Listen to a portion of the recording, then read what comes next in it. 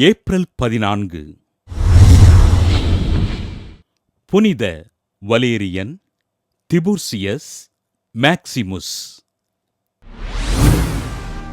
ரோமை நாட்டில் கிபி 177ஆம் ஆண்டு பிறந்த வலேரியன் செல்வச் செழிப்பும் இறைபக்தியும் நிறைந்த செசிலியாவினை திருமணம் செய்து கொண்டு இல்லற வாழ்வினை தொடங்கினார்.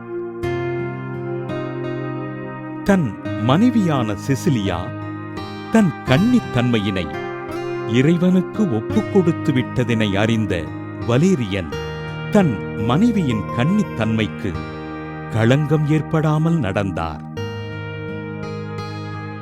ஆண்டவர் இயேசுவைப் பற்றியும் அவரது பாடுகளைப் பற்றியும் தன் மனைவியின் மூலம் அறிந்து கொண்ட வலேரியன் தானும் தன் கன்னிமையினை இறைவனுக்கு அர்ப்பணித்து திருமுழுக்கு பெற்றார். ஏழைகளுக்கும் ஆதரவற்றோருக்கும் உதவிகள் செய்து வாழ்ந்து வந்த இத்தம்பதியினருக்கு வானதூதர் காட்சி அளித்து இறை நம்பிக்கையில் நிலைத்து வாழ்ந்ததற்காக வெள்ளை கிரீடத்தினை பரிசளித்தார். வலேரியன், செசிலியா தம்பதியினரின் வாழ்வின் முறைகளை கண்ணுற்ற பலர் ஆண்டவரை ஏற்றுக்கொண்டு திருமுழுக்கு பெற வலேரியன் சகோதரர் திபுர்சியஸ் திருமுழுக்கு பெற்று இவர்களோடு இணைந்து இறைபணிகள் செய்தார். ஆண்டவர் இயேசுவிடம் அன்பு கொண்டு அவரது பணிகளைச் செய்த மூவரும் ரோமை ஆளுநனால் கைது செய்யப்பட்டு சிறையில் அடைக்கப்பட சிறை காவலரான மேக்சிமுஸ் என்பவரும் ஆண்டவரை ஏற்றுக்கொண்டு திருமுழுக்கு பெற்றார்.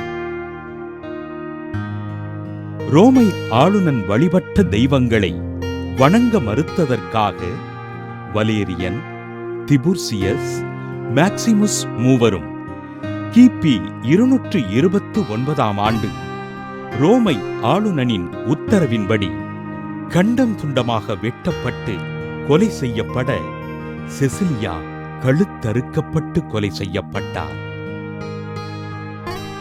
ஆண்டவரை ஏற்றுக்கொண்டு அவரை அறிவித்ததற்காக கொலை செய்யப்பட்டு மறைசாட்சியான வலேரியன், திபுர்சியஸ், மேக்சிமுஸ் மூவரையும் திரு அவை புனிதராக உயர்த்தியது.